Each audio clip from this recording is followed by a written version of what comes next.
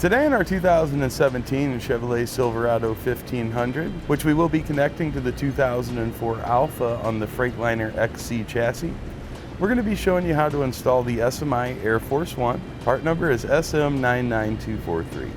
Now, one of the great things about the Air Force One system is once you've got your tow bar and stuff hooked up, you only have two connections that you need to make for your system to work. One will be our airline, just going to be a quick plug-in on each side. And the other is our breakaway switch in case we have an accidental disconnection. The rest of the system's going to stay in place, so there's no adjustments, there's no putting things in or out or anything like that necessary. Now we'll have somebody go in the coach. We're going to push the brake pedal down just about a quarter of the way, make sure that the vehicle responds. We'll go about halfway and then all the way, and again, keep in mind you want to check that cable to make sure it's got the proper tension. Now we can pull the breakaway switch and make sure the system activates and that our light comes on. Push that in, we want to make sure it fully releases so we know both stages, whether it's coming from the coach or if we have a breakaway situation, are going to work properly. Now to begin our installation, we need to get components mounted in certain areas. The operating unit we're going to mount underneath the hood, and this is a gas engine. That's going to give us the battery box over here, the secondary battery pan. And we're going to use that as our nice flat mounting surface. We can do the same thing on the other side as well. Now we'll move on to getting our breakaway switch and our air fitting mounted on the front. See, we put our wiring right here on the front fascia. So we're going to try to do the same thing here on the driver's side for the air fitting and the breakaway. I'm going to be using a long bracket to mount these two. This is universal long bracket part number 18136. We're going to attach it to the bolt right here, which is our lower fascia support. There's a little lip right here that's rounded out slightly. We're going to use a crescent wrench and flatten that out. Now we'll remove that bolt.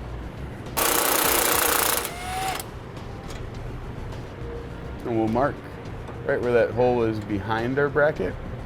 And we're going to get that hole drilled out to accommodate that bolt. You see with our hole there, we'll put our bolt back in to hold it in position, and we'll figure out where we want to bend our bracket. Now what you want to do is kind of keep everything symmetrical. So measure from your lip down to the center of your wiring, and then we'll measure from that same lip down, and that'll give us the point in which we want to bend our bracket down. I think in this case we should be able to bend it right about that flat spot. Using a vise is usually the best way to get your bracket bent, and we want it to be bent the opposite way of that curve. So we'll bring it back this way.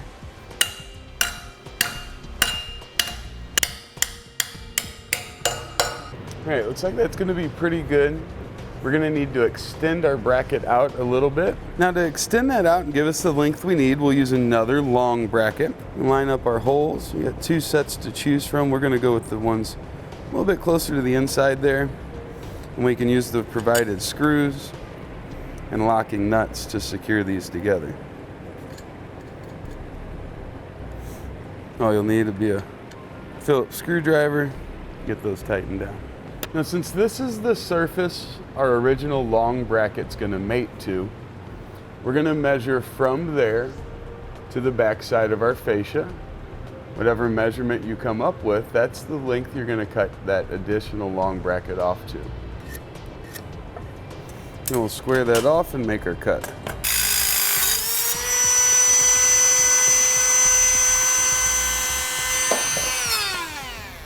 Now we'll use a file or a grinder and we can clean up that edge.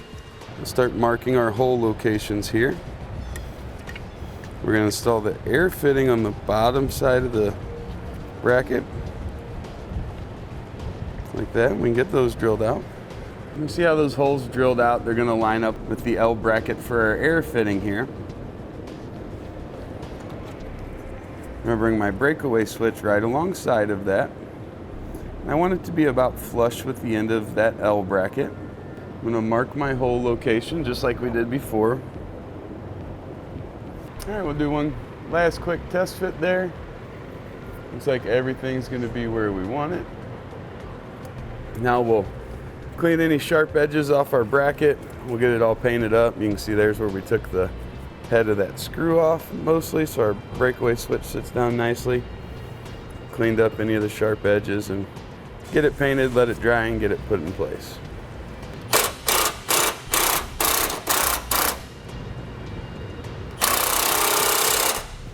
All right, now we've got our bracket back in, leveled out. Just want to use a straight edge and kind of mark side to side on the fascia where the top of that bracket is. I'm also going to mark the center between my two holes here. And then I want to mark from where this hole is in that same spot. This is going to help me determine where I need to drill my holes. Pull that back off. Now what I'm going to do from my mark, you can see that's the mark that way. There's the mark that goes that way. I need to measure up from this line the same distance to the center of where my air fitting will be. And we'll do the same thing for our breakaway switch. Now we're going to use a very small drill bit. Let's drill out the center of our marks there. Now we'll use our provided hardware and a couple of 7/16, and we'll get our breakaway switch connected to our bracket and also our air fitting. And we'll use the hardware provided and also secure our air fitting there. Now we can get our bolts trimmed off, whatever we have left sticking out. Now we'll pull the pin out of our breakaway switch. We're looking at the front here. And we just need to confirm that these are centered up pretty well. As you can see, I'm a little bit narrow. This hole's a little bit inside, that hole's a little bit inside. So when we create our holes, we'll go just outside of both of those marks. And we should have them centered up. Now we're gonna use a 7/8 inch hole saw, and we're gonna drill those out at those marks.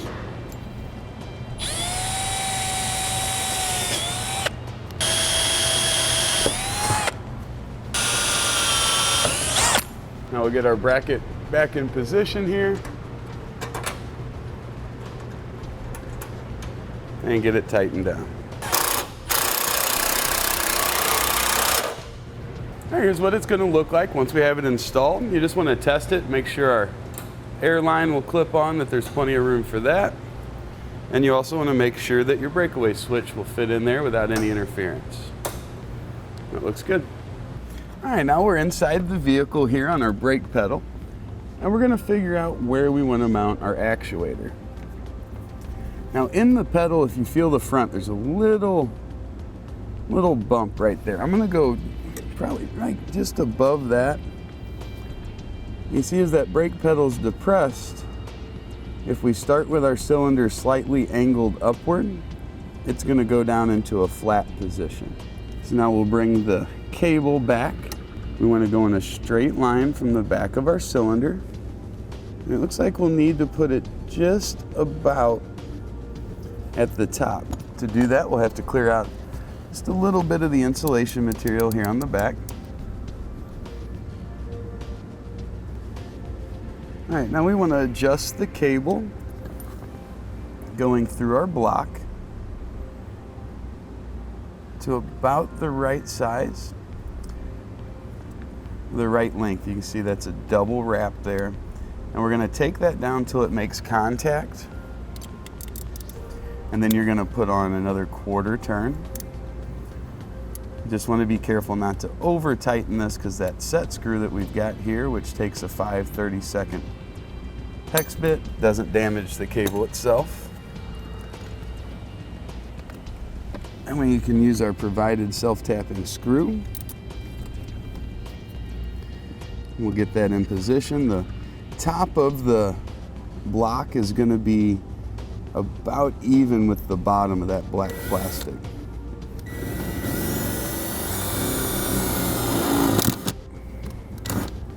All right, with those in place, we'll bring our actuator in position where we want it.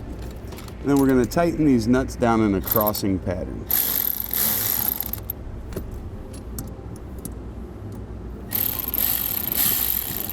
Now we'll just check to make sure we have about 1/8 to 1/4 inch of play going both ways on the cable there. That looks good. We're going to tuck that cable just in behind that mat. Once we've tested the system a few times after the installation, we'll come back and check this cable again to ensure we have the same tension. If not, we can move our pedal clamp here out or in a little bit to adjust that. Next thing we're going to get installed is our notification light. Now this is a light strip that contains 3 red LEDs. It's designed to come on when the system activates, indicating to us that the brakes are being applied in our vehicle. Now this is something that you want to be able to see from the rear view camera in your RV.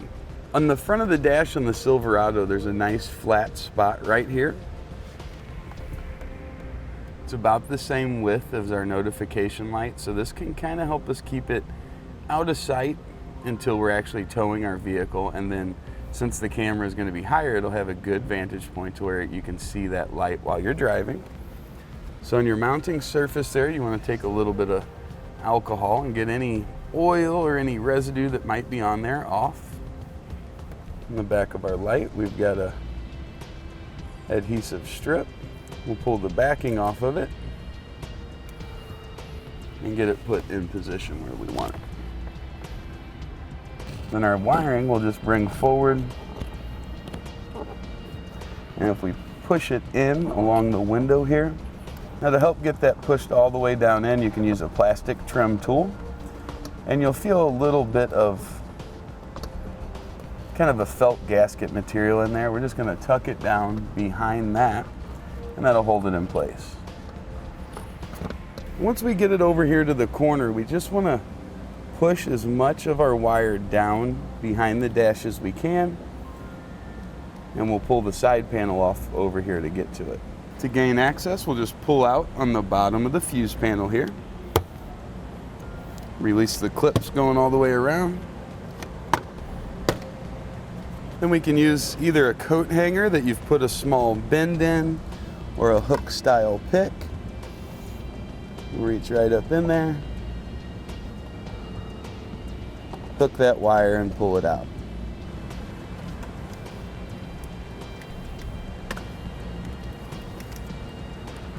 And we'll bring it right down the edge here.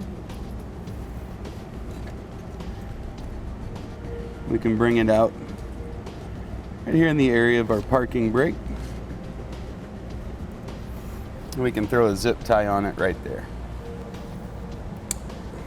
Now to put our panel back on, we're just going to line up the clips with the rectangular shaped slots and push it in. Now we'll get our reed switch installed. This is just a small magnetic switch. This is going to turn the light on and off. You'll need a small flat blade screwdriver. You can see there's a flat blade set screw right there. It's going to slide right in here on our actuator. Once that's fully inserted, we'll then tighten down that set screw.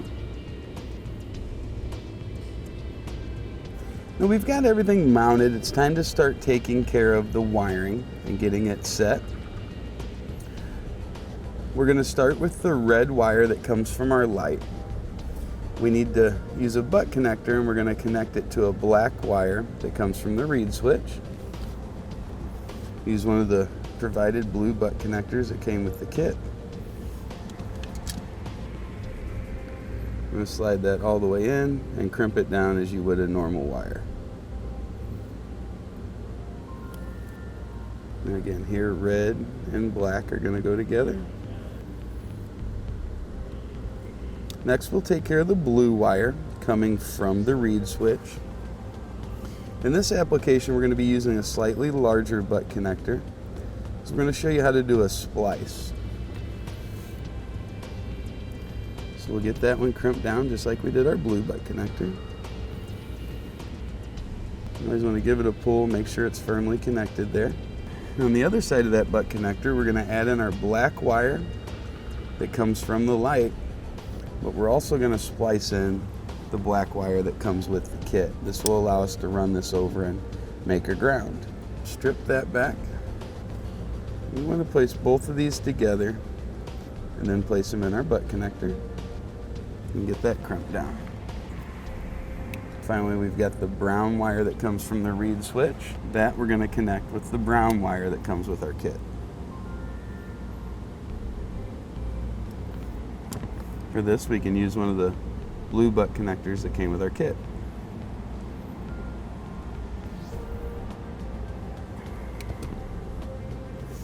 Now I'm going to use some electrical tape just to tape up those connections. And I'm going to run that all the way down, just kind of making all three of our wires into one wire loom. Now we'll use a couple zip ties and we're going to tidy it up. We want there to be some slack here. We don't want tension, so when our pedal does move that we're not pulling against anything. We're going to start on the hood release cable and then we'll go right up to our wire looms here on the top. Now you've got extra wire from the light itself, so it's a good idea to get that kind of bundled up there. Now to access the area behind the panel, you want to start right at this seam and use a screwdriver or a trim tool and just start popping it up as you go forward. You're going to be releasing some clips underneath there just like we did on that side panel. Once you get to that point, just kind of lift up and back. Now here again, we're going to use a couple of zip ties.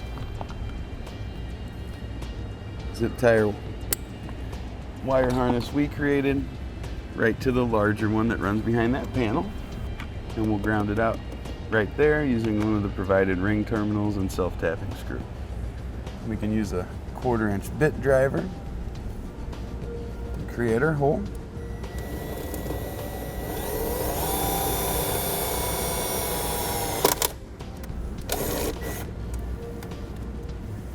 Then we'll place our ring terminal on and secure it down. Now we don't need to over tighten this, but it should be secure enough to where we can't move the ring terminal. Now I'm going to bring my brown wire back over the top edge of that panel and we can get this clicked right back into position.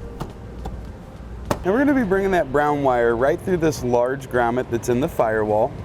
You'll see a big wire loom that runs into it, a little bit larger than the size of a quarter, and right above it there's a little round part that comes out. You can see our gray wire here has already been ran through there, so it's already been cut off. If yours isn't already exposed, you can just trim the end of that off with a razor knife, and that's going to give you clear passage. We're going to be using an airline tube to draw the wire through. You could also use a coat hanger or a stiffer piece of wire. Now that'll come out just to the left of this box located under the dash. Now the end of our wire we're going to attach to our pull wire, whatever you decided to use. Then we'll tape it to it so we can draw it through the firewall. Now we're going to run that wire right across that wire loom over to our battery quick disconnect.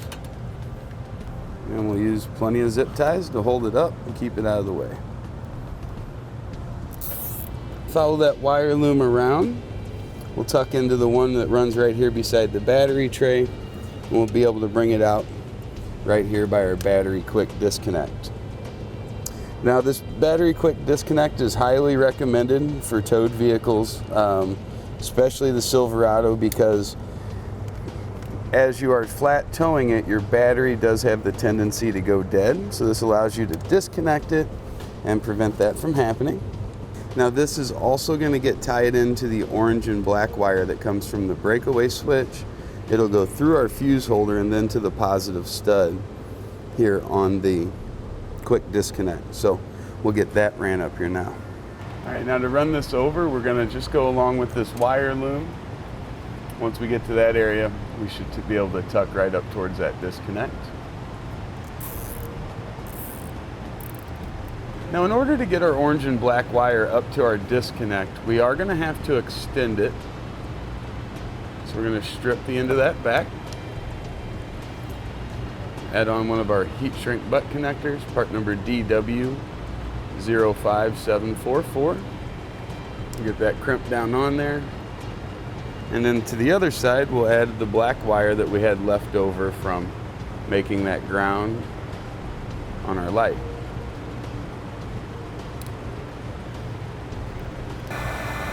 Now we'll apply heat to shrink that down.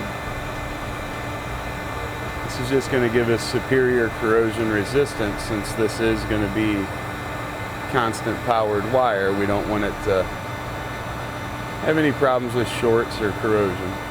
Now if we run that diagonally over top of the frame rail there, we'll pick it up when it comes out on the other side, and then we can attach it to the wire loom right above it there.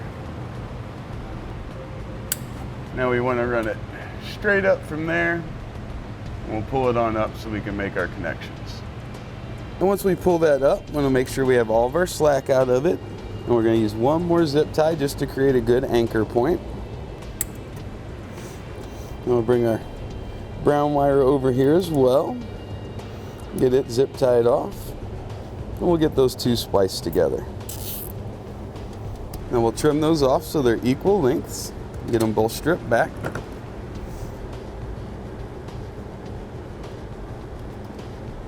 We'll twist those together. Slide on another heat shrink butt connector, this time a little larger. This is part number DW05745. And we'll grab our fuse holder. We'll cut that about the 4 or 430 position, and we're going to strip both ends of that back.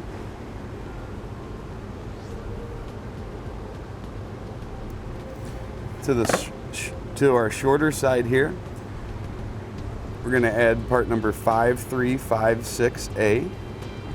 It's a 5/16 inch diameter ring terminal. Crimp that down. The other end is going to go in our butt connector there. And we're going to get it shrank down as well. Now we're going to use a 1/2 inch wrench, and we'll pull the nut off of the quick disconnect here so we can make our connection. When you're using a quick disconnect, you cannot run just to your battery. You can't go to a positive ignition source because this is going to cut all 12 volt power. You see no fuse. We don't want to have a fuse in there. That'll be the last thing we put in. Place that on. Place our quick disconnect ring terminal back on. Then the lock washer and the nut.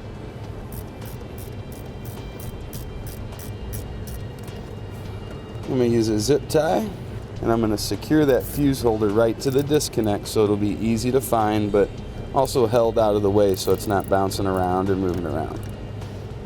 Now the blue wire from our breakaway switch, we're going to run diagonally over this frame rail.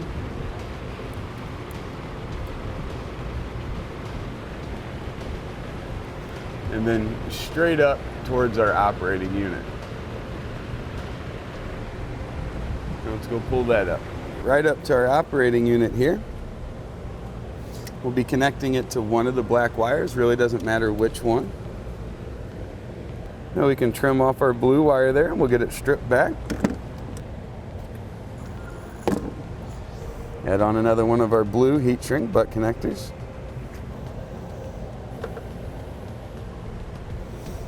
We'll take one of our black wires. We're going to trim that off to length, get it stripped back. That we'll add to the other side and get it crimped down. Now we'll shrink it down like we did our others. Now I can tuck that right underneath that edge, and we'll throw one zip tie on it right through that hole to keep it nice and secure. Now our other black wire, it needs to go to a ground source. You can see right here, got a heavy bolt, goes right into the body. We'll remove that.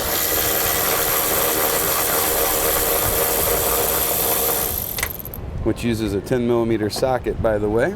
We'll cut our black wire and strip it back. And we can add on one of the blue ring terminals that are provided. Now we'll get it crimped down. Place the bolt that we removed right through it and tighten it back down.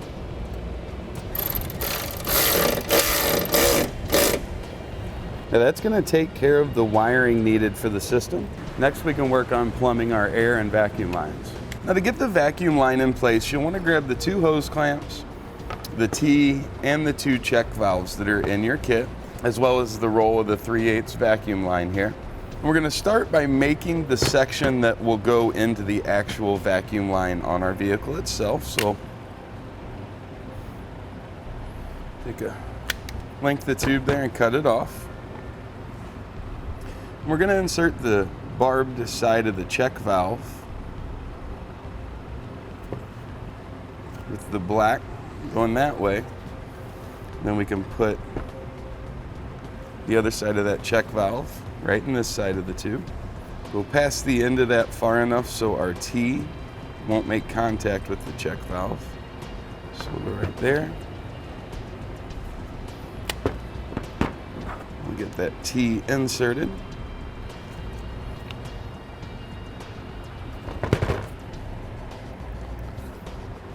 And we can do the same thing on the other side. And we'll come past the end of there and we'll cut it. Now this section with 2 hose clamps is going to be inserted directly into our vacuum line here. And we'll start by making a nice flush cut on that line. And that end we need to slide right over the end of that vacuum line. Now we'll use our clamp and a 1/4 inch bit driver. We just need to snug that up. No need to over tighten. We got where we want our other side cut. And we'll cut it. Basically just going to be removing that short piece. We'll slide our other clamp on and get this side put on our vacuum line. We got that inserted. We'll tighten down our other clamp. I'm going to route my vacuum tube right down. It's going to go to the T, just like that, and then back around towards our operating unit. Now between our T and our operating unit, we're going to place in another check valve. So we'll trim our hose and get that slid in position. The black side needs to go towards the operating unit. Just so you have a heads up, the white side is going to be toward the T.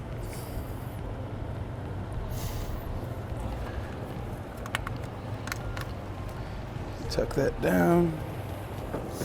Figure out the length we're going to need for it to make contact with our operating unit, and we'll slide this on the barbed fitting.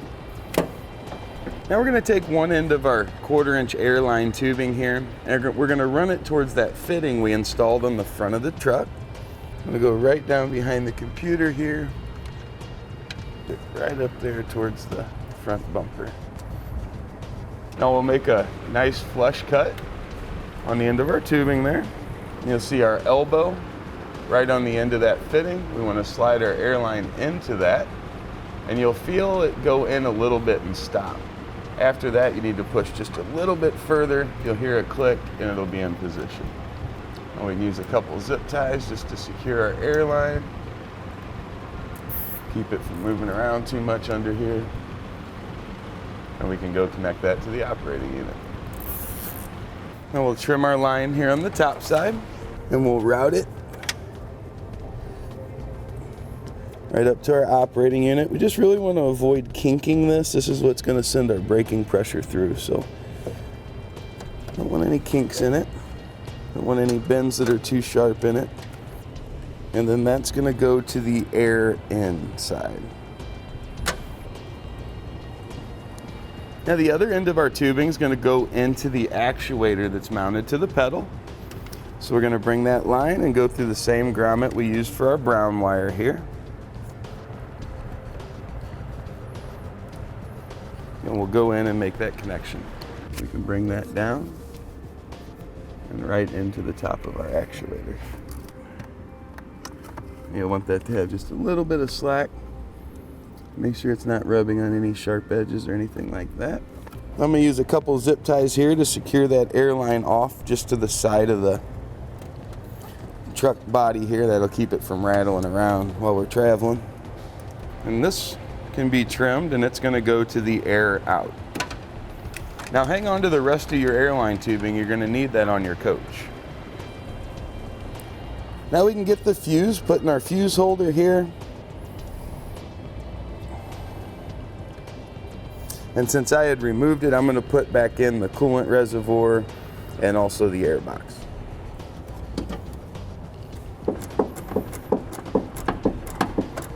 Now we can get our air box back in spot here.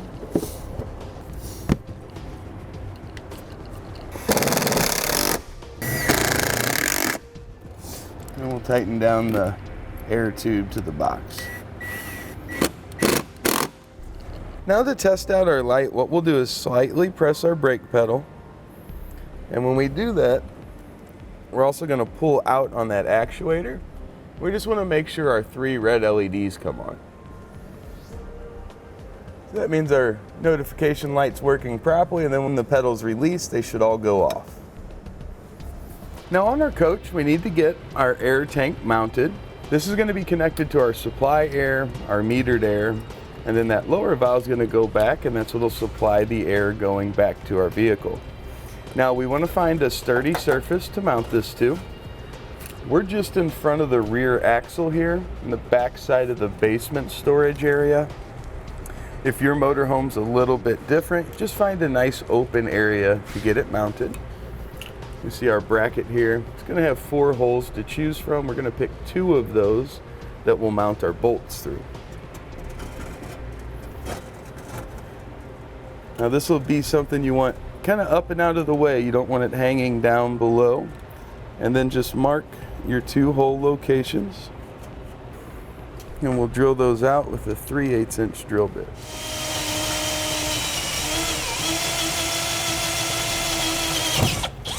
Now to mount the assembly, we're going to place our bolts through, but as you can see, these are much longer than what comes with the kit. There's another panel behind the steel panel, and we just want to make sure we go all the way through.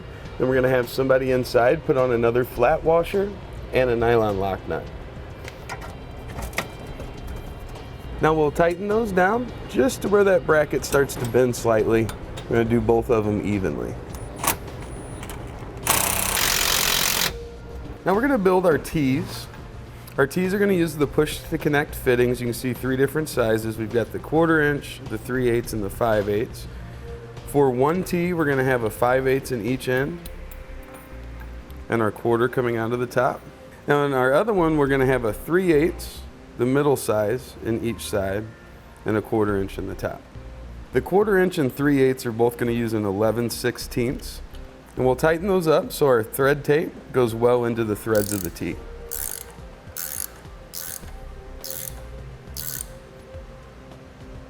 So that's going to be our T for the metered air, 3/8, 3/8, and 1/4. Now we'll build the one for the supply, which is going to be 5/8, 5/8, and 1/4. For the 5/8, you're going to go to a 15/16 wrench.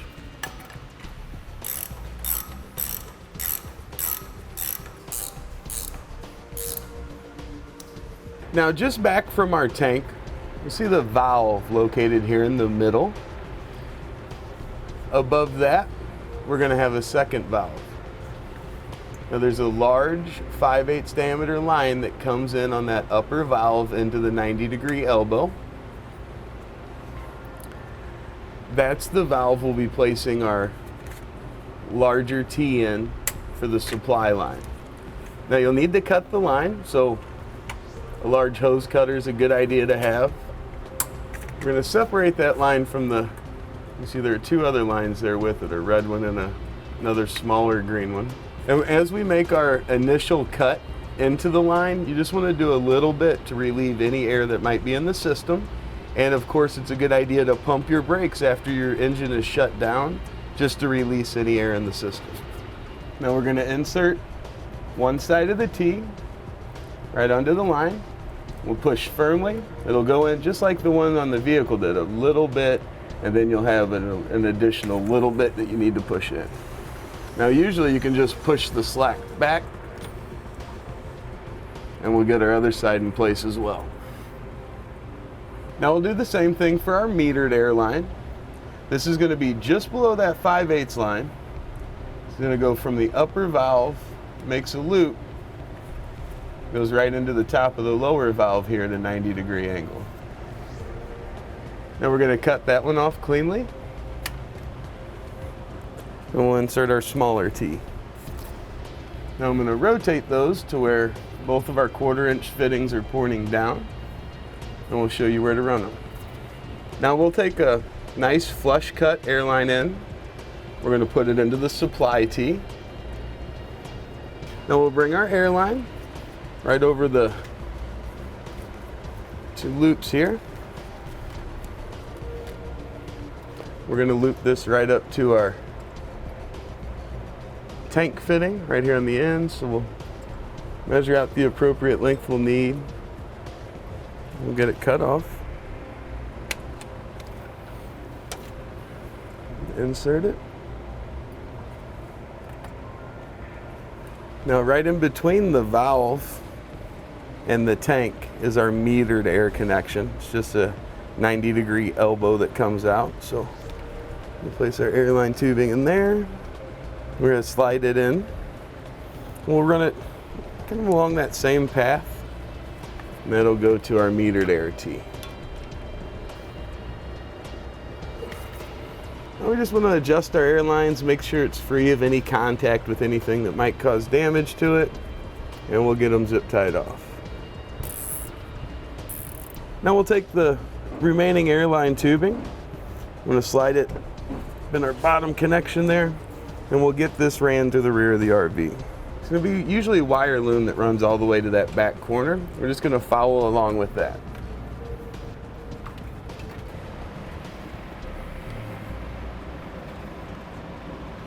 Now you want to determine where you want your air fitting located on the rear of the coach here. We'll mark those 2 hole locations. We'll get those drilled out. Use a 1/4-inch bit. Just slowly drill through it. Now those holes drilled out, we'll place our bolt right up through our bracket here. And on top of each bolt, we're going to add a flat washer and one of our nylon lock nuts. Now we'll get both of those snug down. And we'll measure off the length of airline we're going to need. Get that trimmed off and inserted into the fitting. Now with our connection established here on the back, we're going to pressurize the system, and we're going to spray down each connection point to make sure we don't have any leaks.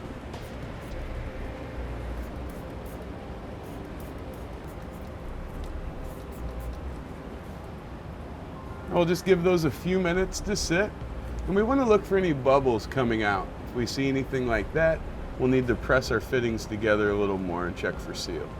Now with everything working as it should be, that's going to complete our installation of the SMI Air Force One, part number SM99243, on our 2017 Chevrolet Silverado 1500, which we're connecting to the 2004 Alpha on the Freightliner XC chassis.